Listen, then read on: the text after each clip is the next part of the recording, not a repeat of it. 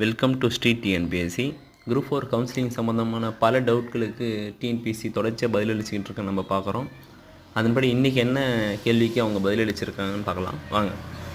தேர்வர்கள் ஒரு முறை பதிவு தளத்தில் சான்றிதழ்களை பதிவேற்றம் செய்த பின் மின்னஞ்சல் அல்லது குறுஞ்செய்தி அனுப்பப்படுமா? அதாவது சிவி அப்லோட் பண்ணுவோம் இல்லைங்களா, அந்த அப்லோட் பண்ணிட்டீங்க அப்படின்ற அந்த கன்ஃபர்மேஷன் மெசேஜ் இமெயில் அல்ல ஃபோன் நம்பரில் வருமா அப்படின்னு நிறைய பேர் தொடர்ச்சியாக கேள்வி கேட்டிருப்பாங்க போல்.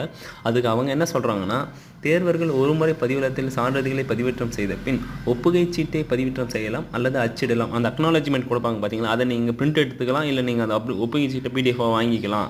மற்றபடி சான்றிதழ்களை பதிவேற்றம் செய்த பின் மின்னஞ்சல் அல்லது குறுஞ்செய்தி அனுப்பப்பட மாட்டாது.